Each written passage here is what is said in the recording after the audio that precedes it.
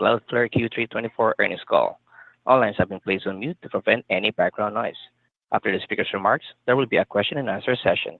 If you would like to ask a question during this time, simply press star followed by the number one on your telephone keypad. If you would like to withdraw your question, press star one again. And please limit yourself to one question and one follow-up. Thank you. I would now like to turn the call over to our first speaker, Phil Winslow. Please go ahead. Thank you for joining us today to discuss Cloudflare's financial results for the third quarter of 2024.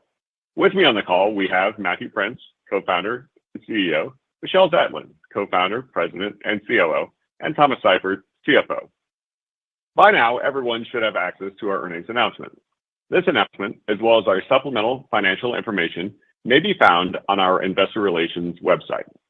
As a reminder, we'll be making forward-looking statements during today's discussion, including but not limited to our customers, vendors, and partners, operations, and future financial performance, our anticipated product launches and the timing and market potential of those products, our anticipated future financial and operating performance, and our expectations regarding future macroeconomic conditions. These statements and other comments are not guarantees of future performance and are subject to risks and uncertainty, much of which is beyond our control. Our actual results may differ significantly from those projected or suggested in any of our forward-looking statements. These forward-looking statements apply as of today, and you should not rely on them as representing our views in the future.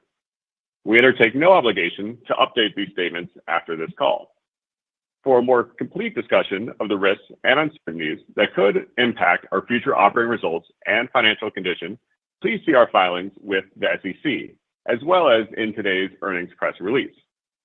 Unless otherwise noted, all numbers we talk about today, other than revenue, will be on an adjusted non-GAAP basis. You may find a reconciliation of GAAP to non-GAAP financial measures that are included in our earnings release on our investor relations website. For historical periods, a GAAP to non-GAAP reconciliation can be found in the supplemental financial information referenced a few moments ago. We would also like to inform you that we will be participating in the RBC Capital Markets Global TIMT Conference on November 20th and the Wells Fargo 8th Annual TMT Summit on December 4th. Now, I'd like to turn the call over to Matt. Thank you, Phil. We are pleased with our results for the third quarter, exceeding expectations for revenue, operating margin, and free cash flow, while also reaching what I believe is a critical inflection point in our rebuild of our go-to-market organization. During the third quarter, we achieved revenue of $430.1 million, up 28% year over year. We added a record 219 new large customers, those that pay us more than $100,000 per year, and now have 3,265 large customers, up 28% year over year. We also achieved a new milestone of counting 35% of the Fortune 500 as paying Cloudflare customers.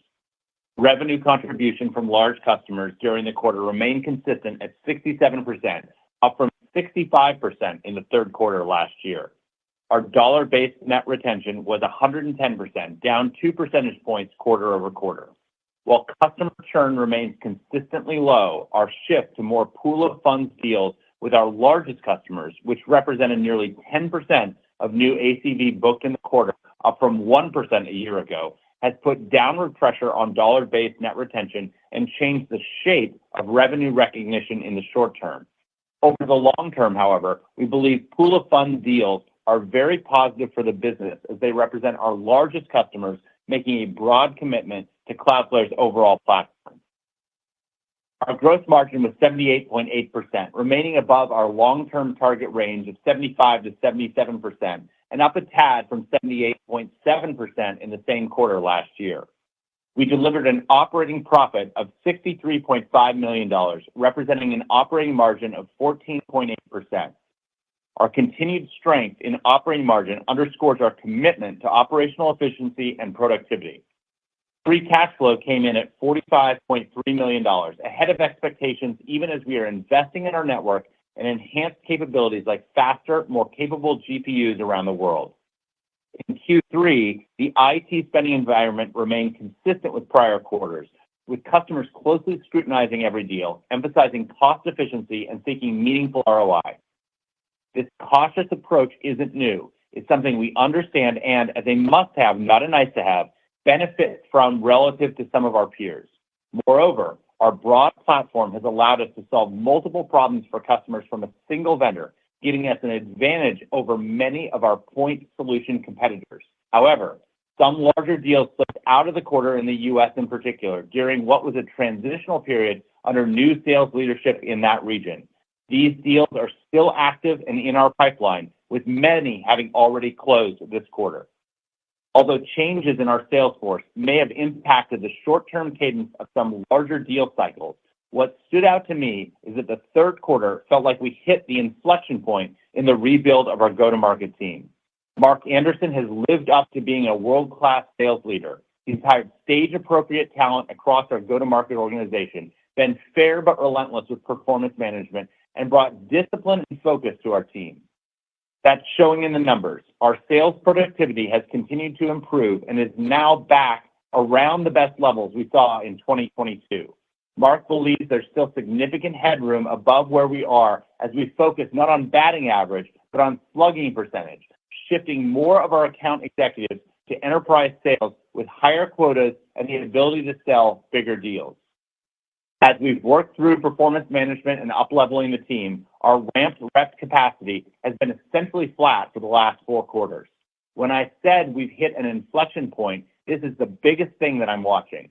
Starting in 2025, we expect the number of ramped reps will begin to increase meaningfully again, but with a shift towards more real sluggers who can bring in more enterprise deals. To make it tangible, nearly 70% of new sales hires this year are in the enterprise segment, compared with 40% on average over the prior 2 years. As you may recall from Mark's presentation at Investor Day earlier this year, momentum in ACV growth is a product of sales capacity times productivity. We've made solid improvements in productivity. Now, we're about to start to see the capacity of our sales force re-accelerate. I'm excited to be coming out the other side of our go-to-market transformation, and we expect these initiatives will deliver improving ACV momentum in the coming quarters.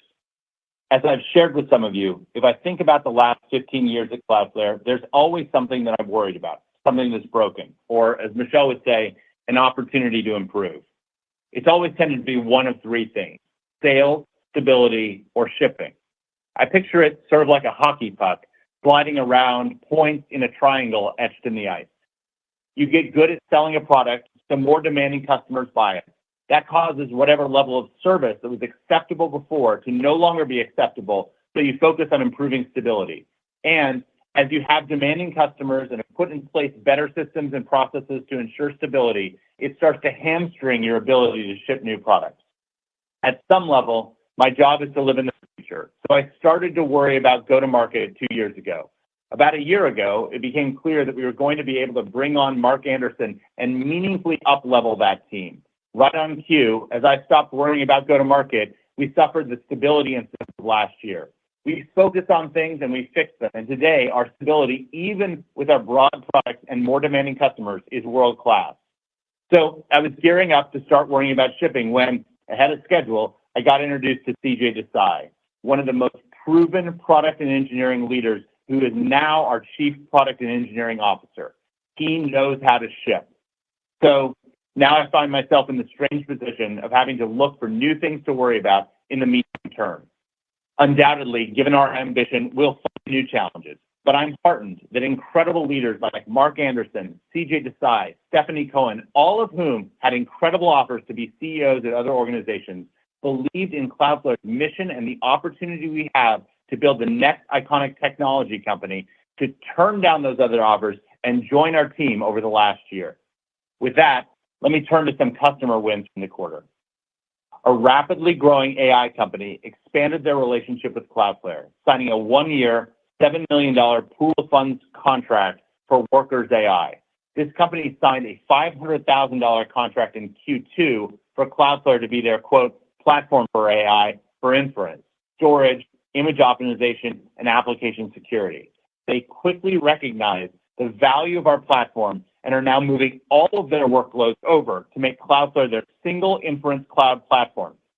With Workers AI, this customer is able to improve cost efficiency with our pay-per-inference model and also eliminate the need for a dedicated team to run and manage their infrastructure. Realizing a nearly 2x performance improvement over traditional public clouds with Workers AI was just the cherry on top. This win is just the beginning for Workers AI. A rapidly growing technology company signed a 3.5-year, $2.4 million contract for R2, Workers, and application security. Key concerns for this customer were high egress fees, unpredictable cost spikes, and vendor lock-in with a hyperscale public cloud provider, and they viewed R2 as a strategic tool to allow them to unlock paths to realize the full benefits of the cloud. With Cloudflare Workers, R2, and application services all on one platform, this customer was able to increase their global application performance by 3.5x and drive down their TCO. This customer is also working closely with our product team on some exciting new developments around Workers AI. A rapidly growing operator of a large satellite internet constellation signed a 3-year, $4 million pool of funds contract for our full suite of FedRAMP products. Given the importance of security, performance, and data sovereignty in this industry, this customer quickly looked to Cloudflare to become a strategic partner that could help them build and operationalize their design and network long-term. A Fortune 100 technology company signed a 2-year, $4.2 million contract. This customer sought resiliency on their most critical dynamic traffic, which was previously only routed through a centralized hyperscaler. With Cloudflare, they were not only able to gain greater resiliency, but also realize better performance and more robust security capabilities.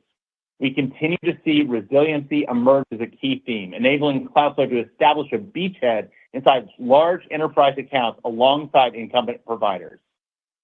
A Global 2000 manufacturing company expanded their relationship with Cloudflare, signing a 3-year, $2.4 million contract for 45,000 Zero Trust seats, along with Magic WAN and Magic Firewall to provide secure access to more than 600 offices.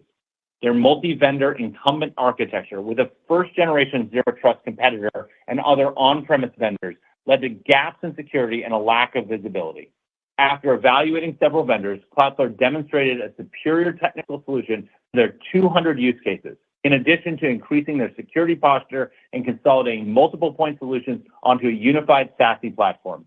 In the words of the customer, quote, "Cloudflare is our Swiss Army knife. We can do so many things."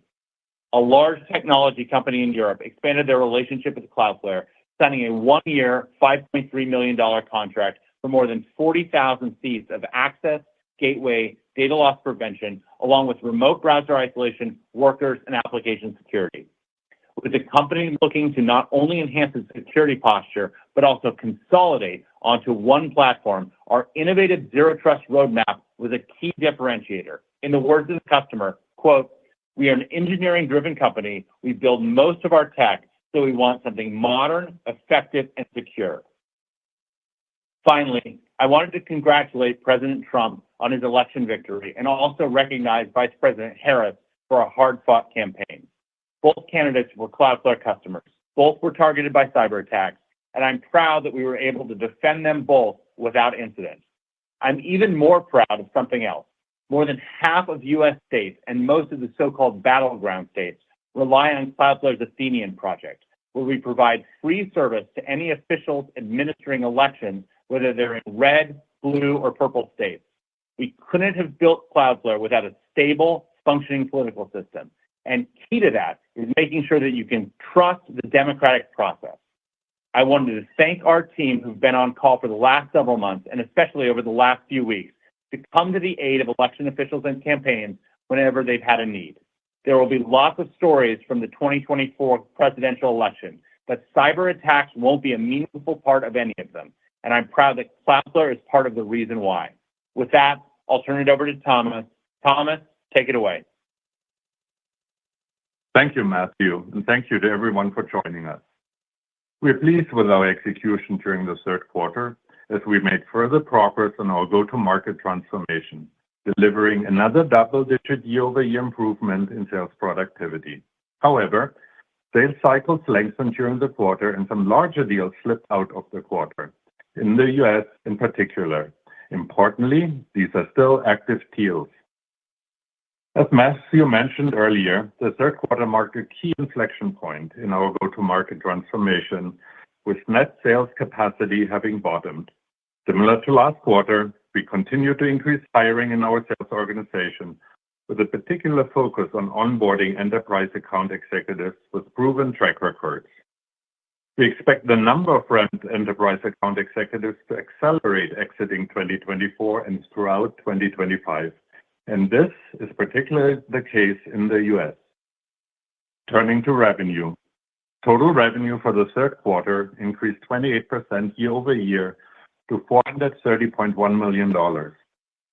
The third quarter was highlighted by ongoing strength in pool of funds contracts, momentum with Worker AI, and continued high prioritization of security by our customers. From a geographic perspective, the U.S. represented 50% of revenue and increased 22% year-over-year. EMEA represented 28% of revenue and increased 31% year-over-year. APAC represented 14% of revenue and increased 38% year-over-year. We were again pleased to see a notable uptick in both sequential and year-over-year growth in APAC. Turning to our customer metrics, in the third quarter, we had about 221,500 paying customers, an increase of 22% year-over-year. We ended the quarter with 3,265 large customers, representing an increase of 28% year-over-year and a record addition of 219 large customers in the quarter. Our dollar-based net retention was 110% during the third quarter, representing a decrease of 2 percentage points sequentially. The decline in DNR was driven by slower net expansion in our larger customer cohorts, increased platform deals in the form of pool of funds contracts, which, as a reminder, reduce friction to adoption across our product portfolio, but can impact the shape of revenue recognition as well as deferred revenue, CRPO, and cash flow, and anniversarying the price increase to our Pro and Business pay-go plans last year. As we mentioned last quarter, we expect new customers to contribute a higher percentage of our overall year-over-year revenue growth for the next several quarters. Moving to gross margin. Third quarter gross margin was 78.8%, representing a decrease of 20 basis points sequentially and an increase of 10 basis points year-over-year. Network CapEx represented 10% of revenue in the third quarter. During the quarter, we saw a notable shift in customer conversations and buying behavior from AI training to AI inference, including our first multi-million-dollar Workers AI contract. This gives us confidence to continue to increase our investment in higher-end GPUs, as well as the breadth of our GPU rollout as we provision greater capacity to support demand in 2025. As a result, we continue to expect network CapEx to increase again in the fourth quarter to reach 10 to 12% of revenue for the full year 2024. Turning to operating expenses.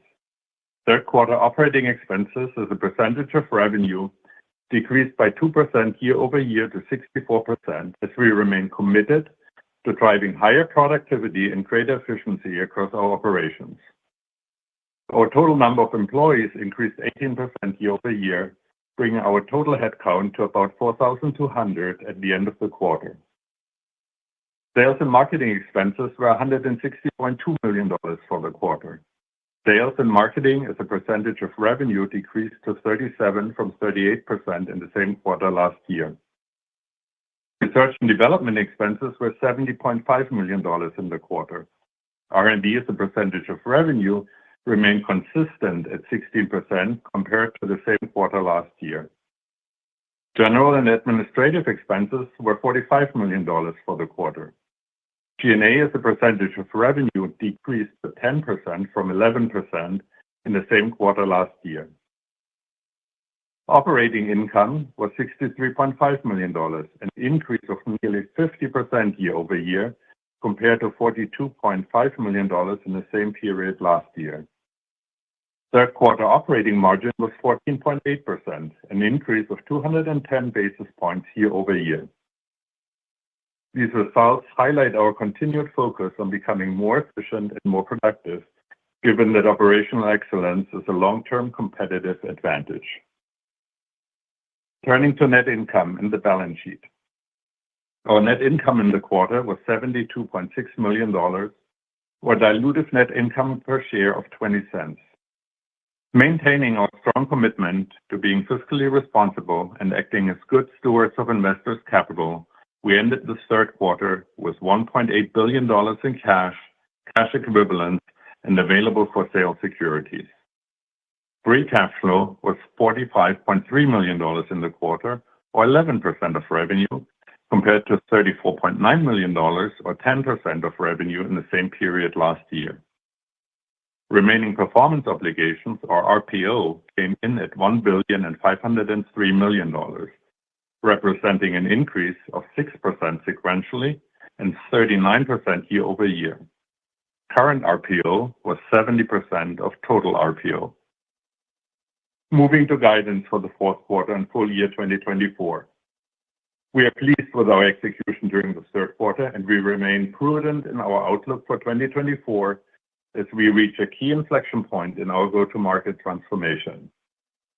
For the fourth quarter, we expect revenue in the range of $451 to $452 million, representing an increase of 25% year-over-year at the midpoint. We expect operating income in the range of $57 to $58 million, and we expect an effective tax rate of 16%. We expect diluted net income per share of 18 cents, assuming approximately 360 million shares outstanding. For the full year 2024, we expect revenue in the range of $1.661 billion to $1.662 billion, representing an increase of 28% year-over-year. We expect operating income for the full year in the range of $220 to $221 million, and we expect an effective tax rate of 13% for 2024. We expect diluted net income per share over that period to be 74 cents, assuming approximately 357 million shares outstanding. As mentioned last quarter, we continue to analyze our ability to implement certain tax planning strategies in order to manage current and future cash tax liabilities. We will provide an update once this tax planning review is completed if the outcome were to impact our expectations for Cloudflare's non-GAAP effective tax rate for the fourth quarter. Regardless of the outcome, we expect a non-GAAP effective tax rate of 19 to 22% beginning in 2025. However, I would remind everyone that we still have significant net operating loss carryforwards and tax credit attributes available to offset cash taxes in the future. We expect free cash flow to be consistent with our prior guidance of approximately $160 to $164 million for the full year 2024. In closing, our teams remain committed to driving operational excellence, ensuring long-term growth, and delivering significant shareholder value. I'd like to thank our employees for their dedication to our mission, as well as our customers for trusting us to help them modernize, transform, and secure their businesses. And with that, I'd like to open it up for questions. Operator, please poll for questions. Thank you. We will now begin the question and answer session. If you would like to ask a question at this time, simply press star followed by the number 1 on your telephone keypad. If you would like to withdraw your question, press star 1 again. And please limit yourself to one question and one follow-up. And your first question comes from the line of Matthew Hedberg with RBC Capital Markets. Matthew, please go ahead. All right. Thanks for taking my questions, guys. Congrats on the results. Matthew, maybe I'll start with you. In the past, you've talked about sort of the crystal ball nature of Cloudflare. And I guess I'm wondering, when you look into that crystal ball now, what is it telling you about the external business environment? And then perhaps could you give a bit more color on maybe even the quantity of the U.S.-based slip deals? Yeah. Matt, first of all, thank you for the question. I am not shy about talking about what we see or talking about macro concerns that are out there.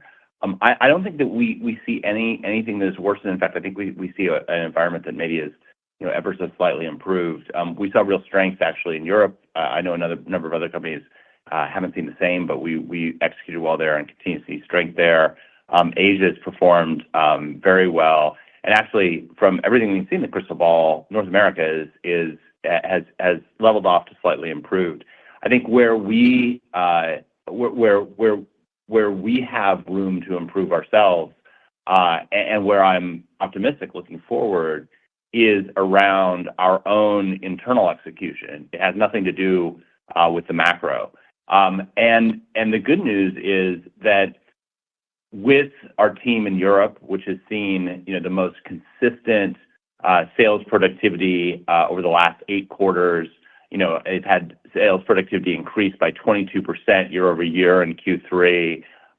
They are running the playbook that we're running now in North America. There's a smaller team, so it's faster for us to be able to make those changes, but that's worked. Same thing in Asia, where they saw actually a sales productivity bump of 40% over the past 3 quarters, and they've had the highest AE productivity of any region this year. So I think the macro, I don't think there's anything about the macro that gives us more pause today than before. If anything, I think it's improving. And what I'm very optimistic about is that the places where we've already gotten through our improvement of our go-to-market team, we're seeing the benefits of that. And now we're rolling that out to our largest market, and we see that in Q1, you see a dramatic increase starting in the number of ramped reps, and that gives me a lot of confidence. And the consistency of the macro also allows us to invest with confidence. Got it. Thanks. Maybe just a quick one, a follow-up for Thomas. The pool of fund deals seems like it's pressuring NRR, maybe even CRPO and revenue. Is there a way, or I guess, how would you have us think through the impact of that, especially as we kind of think towards 2025? I know it's a short-term thing, and it certainly benefits the long-term model, but any sort of guideposts that you can give us on the relative impact? Yeah, we gave a couple of stats on the call. So the share of pool of funds deals in the quarter is now creeped up to 10%, which is a good result. It will pressure, as you rightfully said, DNR in the short term, but I think it takes friction out of the process for our customers consuming our product and services moving forward. So we think that this is going to be with us for the next 2 to 3 quarters, but provides all the upside from an expansion of the degrees of freedom we have and our customers have to expand moving forward. Thanks a lot. Your next question comes from the line of Andrew Nowinski with Wells Fargo. Andrew, please go ahead. Okay, good afternoon, and congrats on a nice quarter. I want to start with a question on your AI. So you mentioned that a number of conversations with customers began to shift this quarter from AI training to AI inference, and I think you signed a large Workers AI deal.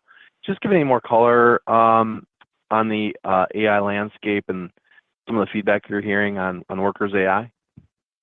Yeah, Andy, thanks for the question.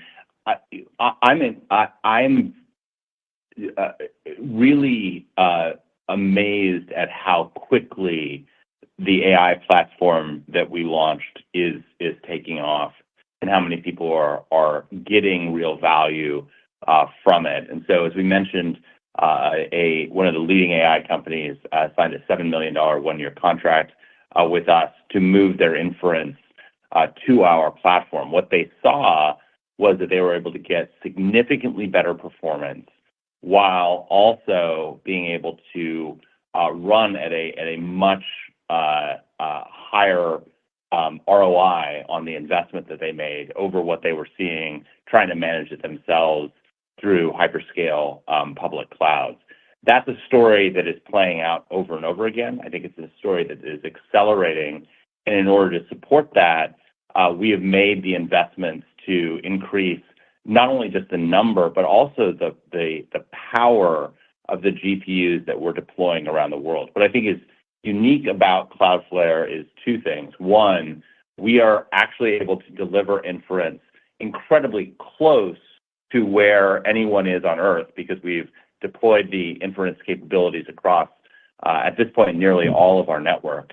But in addition to that, we've actually done the work to get higher utilization out of those same GPU resources, where what we see when we survey customers that are trying to manage this themselves through hyperscale public clouds is that they're getting utilization rates that are sort of in the 5 to 10% range of the resources that they're buying. We're able to deliver much higher utilization. And in the process of that, that means that we can actually pass on the effective savings to our customers. So they not only save in not having to maintain their own team to manage these virtual machines and containers, but they also save because we can just do more with the same GPU resources that are being deployed. So I'm incredibly excited that this is something which I think we have we're starting to shift to people who have built their models and now they actually want to deploy them in customer-facing ways. And when they do that, I think Workers AI is the most powerful platform to be able to deliver inference tasks at a global level. Thank you. That was really helpful. And I guess as my follow-up, I wanted to ask about just the team you've built. I think you've done a really nice job building out one of the best management teams in the industry, and including the recent hire of CJ. So, and you seem to find a new way to use your network with a new product every quarter. But I'm wondering if you can give us any color in terms of, the direction that CJ wants to take Cloudflare's product development. Yeah,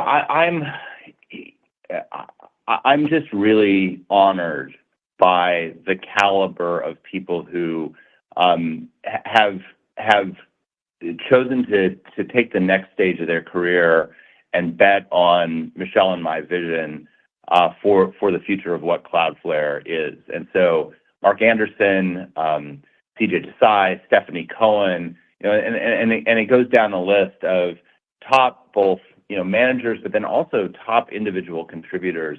The caliber of talent that we get is remarkable. We're on pace to probably have over 1.5 million applicants that apply to work at Cloudflare in 2024. And we're just getting the cream of the crop of people. Those are obviously names that you all recognize, but across our entire team, I did an orientation session today, and it was just remarkable to see all of the people who are betting on Cloudflare's vision. And that gives me an enormous amount of hope that we will continue to be able to drive incredible innovation over the long term. I think CJ really brings a number of different things. One of them that I really love is his understanding and focus on the enterprise. And so we are building out a go-to-market team that is now able to sell, very large deals to very important customers. What I, referenced in my prepared remarks was that would then put pressure on our product and engineering team to make sure that they could deliver those enterprise-class features to satisfy what our sales team delivered. And there's no one in the world who is better at that than CJ. And so we're honored to have him on board. The team is incredibly excited to be working with him. And I think just watch this space because there's going to be a lot of exciting development to come. Sounds good. Thank you. Our next question comes from the line of Mark Murphy with JP Morgan. Mark, please go ahead. Thank you so much. I'll add my congrats, and I agree with Andy that I think CJ is just an incredible hire. Matthew, it seems like you're capable of adding about 100,000 new developers per month, I believe, onto the platform. I think you crossed 2 or 3 million developers. And now, you have Vectorize, you have Hyperdrive. There's so many new products. The stats out there are 30 million to 100 million developers, depending on how you define it. How many of those, do you think are viable candidates for Cloudflare? And what do you think is attainable over time? And then I have a quick follow-up. Yeah, I think all of them are viable candidates for Cloudflare. And we want to make the platform support any of their needs. That doesn't mean that every application is going to make sense to run on Cloudflare. If you have a legacy application, if you're trying to run SAP HANA, we're not the right place to do that.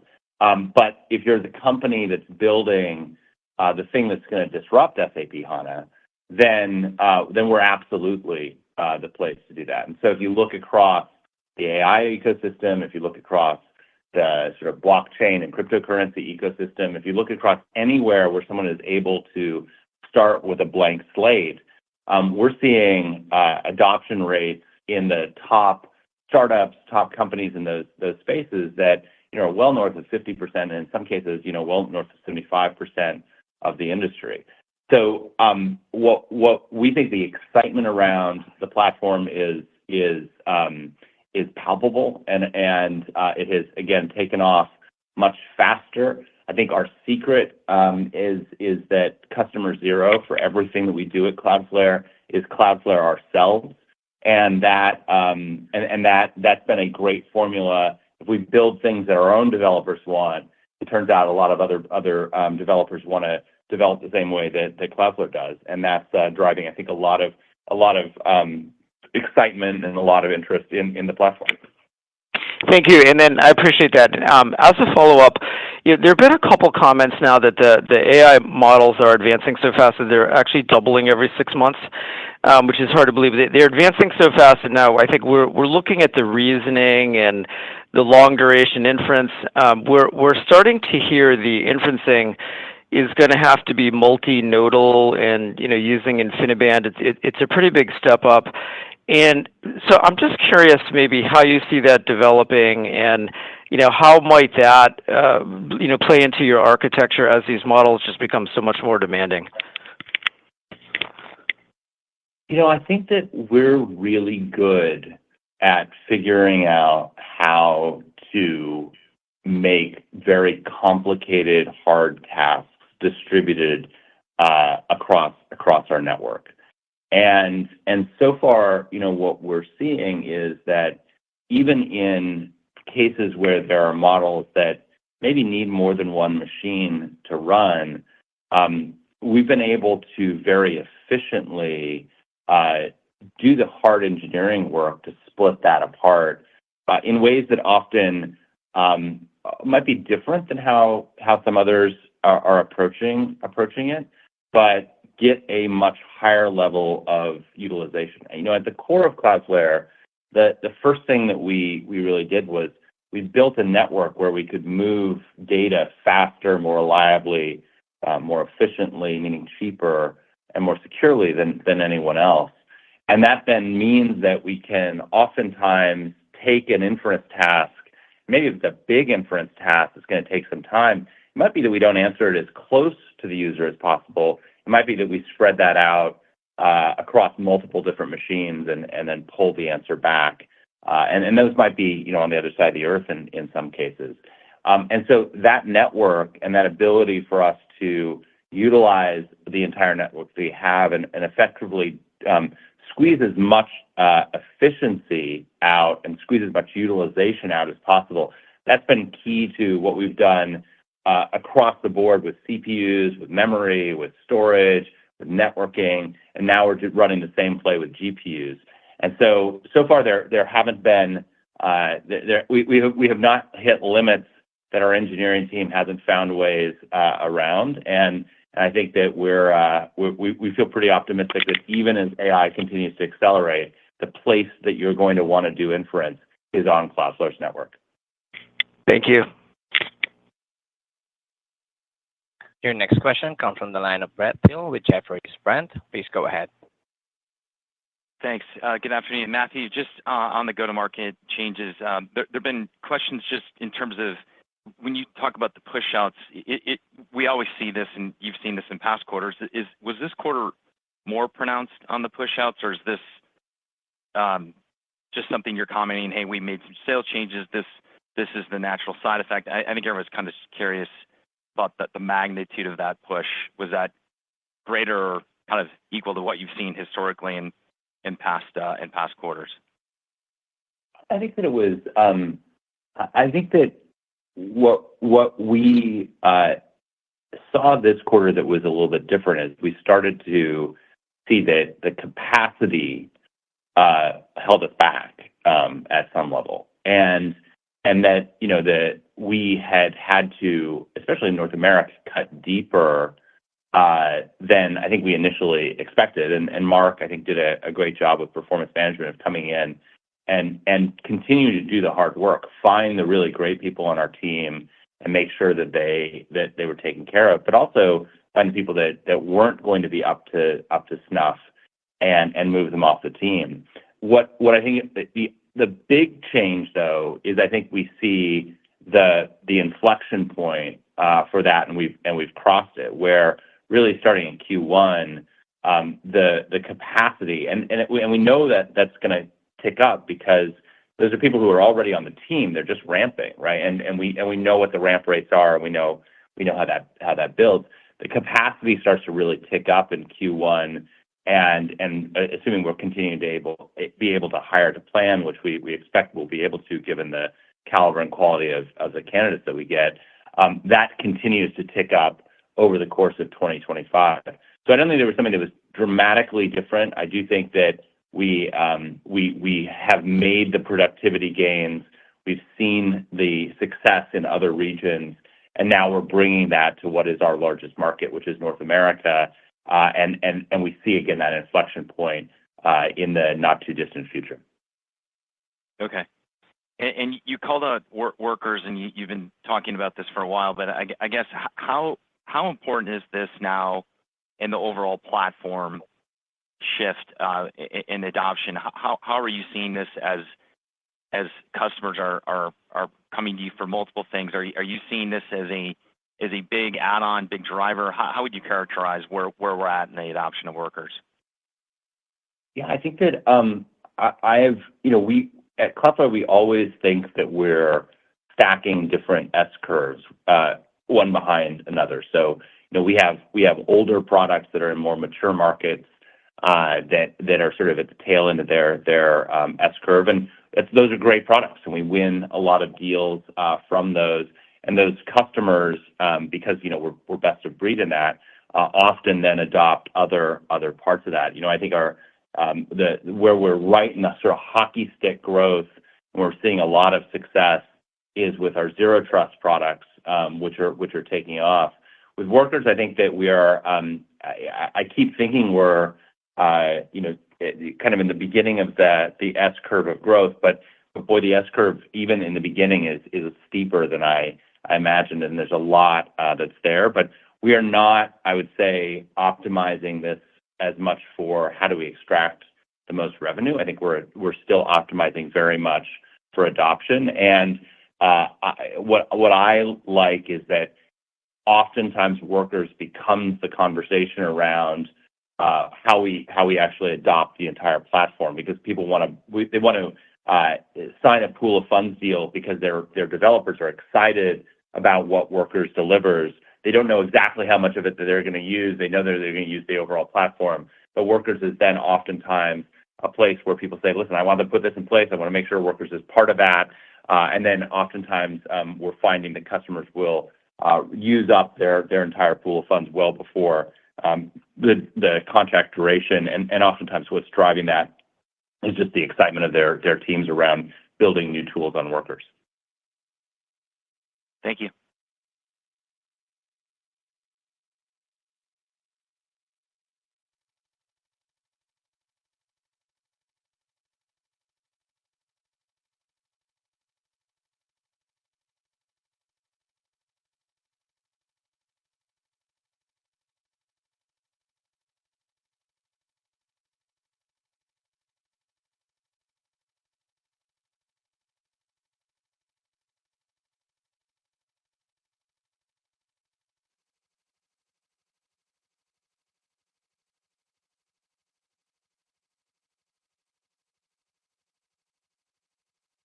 Hold on just one moment. We're having connection problems with the operator.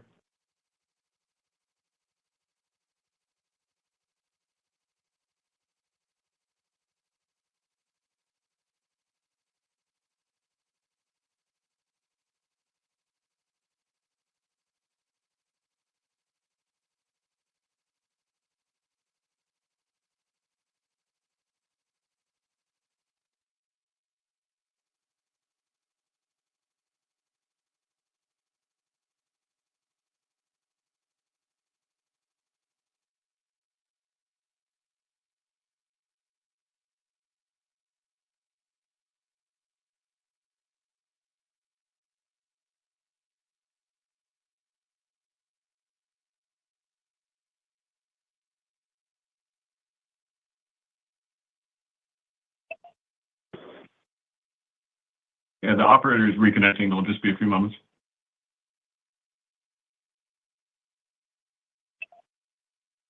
I don't think we have the technical ability to call on people. Otherwise, we would.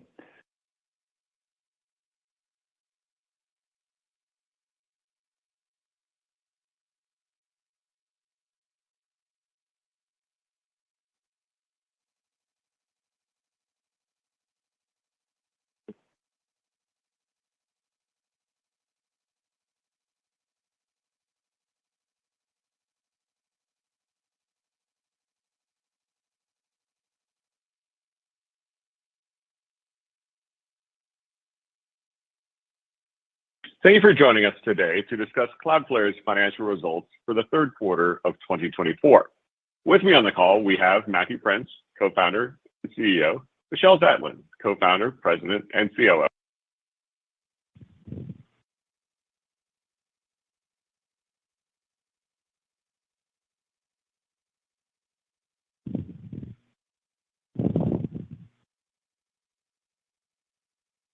Sorry, everyone, for the confusion and delay. Okay, for the next question, we have Shaul Eyal with TD Cowen. Please go ahead. Thank you. Hi, good afternoon, everybody. Congrats on a very solid performance. For Thomas or Matthew, there's no question the number of 7-digit and probably 8-digit transactions are on the rise. We've seen some companies, some security-related companies assisting larger customers with financing-related activities. What's the current thinking along these lines? Is it something that your customers are beginning to talk to you about? What would be the approach here? Thank you.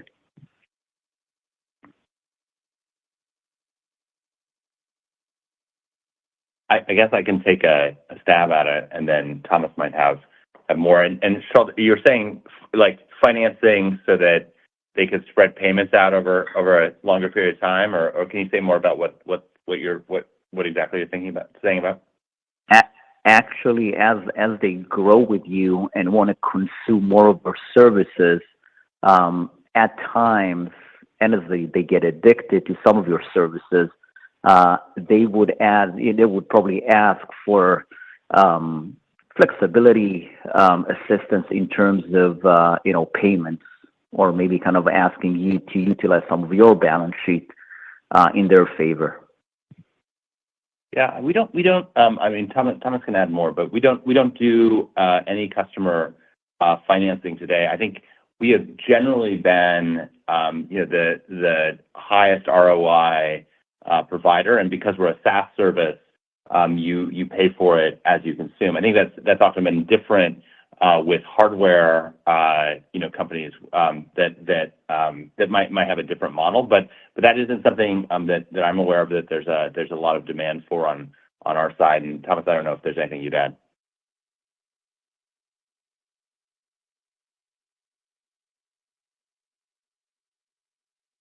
To finance customers doing business with us. This has not been a topic so far. Our next question comes from the line of Tim Horan with Oppenheimer. Tim, please go ahead.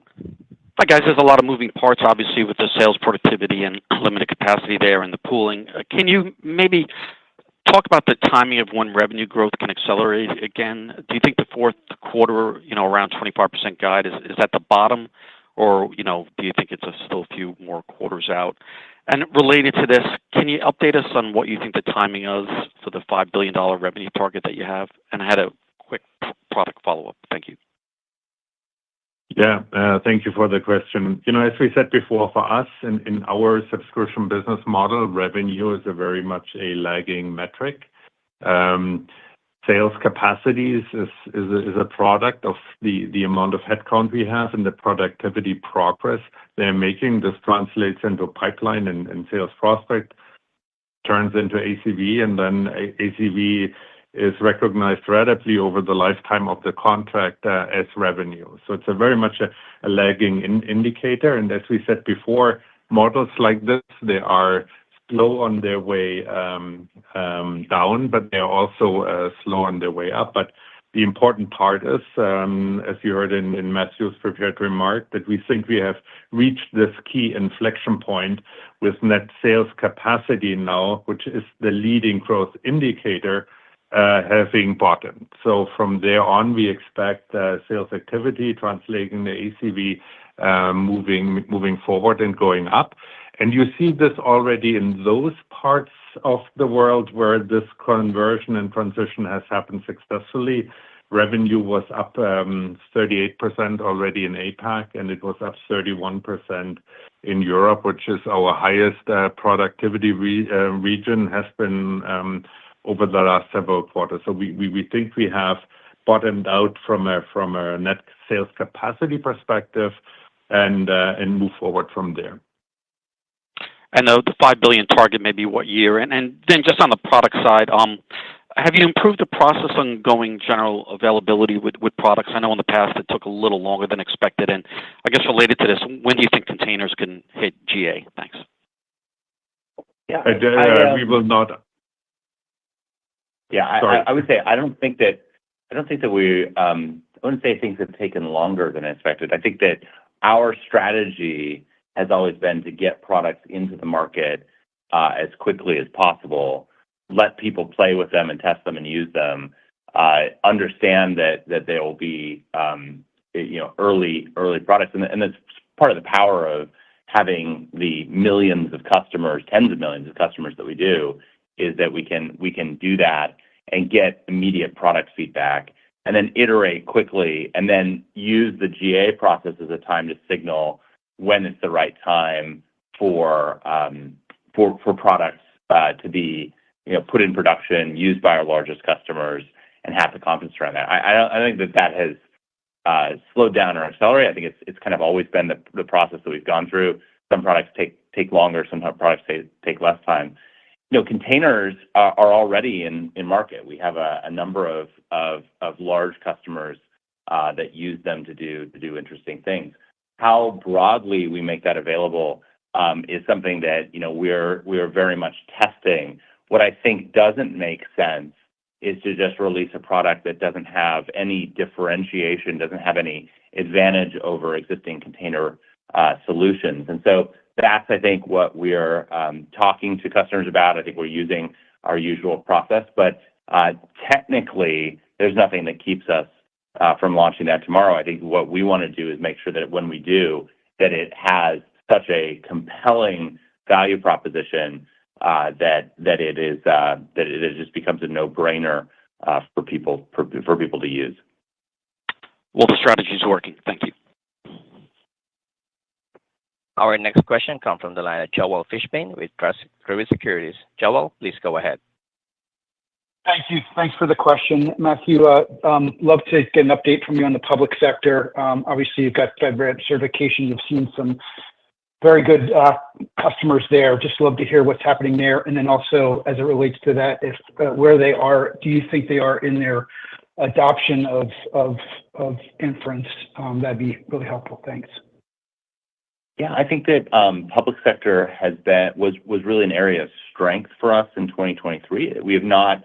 It continues to perform, but it hasn't, I would say, been one of our just all standout stars. I think that is because we've been nurturing relationships, and I think that you'll see it reemerge as a real driver of growth for us going forward. But I think it has not been as much of a standout as it was last year. I also what is I'm constantly reminded of is how the people who work in governments are almost by definition mission driven, and they really appreciate the work that we do. And so the number of notes that I've gotten from very senior people across the U.S. government thanking us for what we did around the election, making sure that anytime there was a problem, they knew that they could call on our team, that we had people available 24 hours a day to help with any county official in any state, anywhere in the country that was seeing some type of an attack. And I'm proud of what we've done with that. That is the most effective marketing that we can do for our public sector business. And what we find time and time again is that as we do those good works, it turns into significant deals for us going forward. And so I think that it will be it will continue to be a big and growing part of our business. And we have the pieces in place now that there are really no roadblocks from us winning more federal business. And do you feel like you have the sales capacity necessary there to hit that market? I think we're building that sales capacity out. I think we've got some really amazing leaders there, and I think that what Mark Anderson, the person who's now leading North America for us, is Pat Finn, who's got an enormous sort of pedigree of selling into federal markets, and we have reps that we've hired to cover that space, and they're ramping. And I think that you'll see them be able to again deliver very, very large deals. I don't think that we are right now capacity constrained in the federal space. Great, thank you so much. Our next question comes from the line of Jonathan Ho with William Blair. Jonathan, please go ahead. Hi, good evening. Just wanted to get a little bit more color from some of the product side of things, and particularly those around sort of the data orientation. Can you maybe give us a sense of how R2 and D1 are faring within your customer base, and whether these products are helping drive some of the growth around AI and sort of the inference modeling as well? Thank you. Yeah, I think that R2 definitely is. R2, the magic continues to be that if you have a large data set and you need to move it to wherever there is excess GPU capacity, that R2 is a ability to do that. And so I think that especially in training workloads, we're seeing R2 be something that is often the gateway into using the rest of Cloudflare, and then that is helping us win more and more of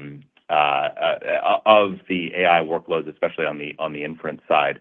I think D1 there's less that's driving in the AI space directly. It is a more of a traditional SQL database, but I think that these components together have come together where now people are building full applications on top of Cloudflare Workers. So you need a database, you need an object store, you need all of these primitives, and these primitives together are allowing us to win much more complicated applications, much more complicated workloads, and that's important. And we continue to innovate in that space. I think what we did with Hyperdrive, some of the announcements that we had around Birthday Week with durable objects and durable databases are really very unique primitives that you can only get on Cloudflare. And I think you're going to start to see applications that just would have been prohibitively difficult to build in the past, especially around synchronization worldwide. A lot of game companies are starting to use some of these primitives to be able to sync their player states and things that were in the past extremely difficult to build. That is something that I think you're going to see more and more applications that just couldn't be built anywhere other than Cloudflare, and that's I think that's incredibly exciting for the space. Excellent, thank you. There's no further question at this time. I will now turn the call back over to Matthew Prince for closing remarks. Matthew? Thank you. We had a number of technical difficulties. I'm not going to try and take it personally that the after hours stock went up the most when we were on mute for a period of time. But I do appreciate all of the work that goes into not just these calls, but really pulling together these quarters. We've got an incredible team that just continues to execute. That team is building and ramping now. And I just wanted to say thank you to everyone for all of the hard work over the course of the last quarter, especially over the course of this week, where we've been all hands on deck to make sure that the U.S. election went off without cyber attacks being a big part of it. Thank you so much, and we'll see you back here again next quarter.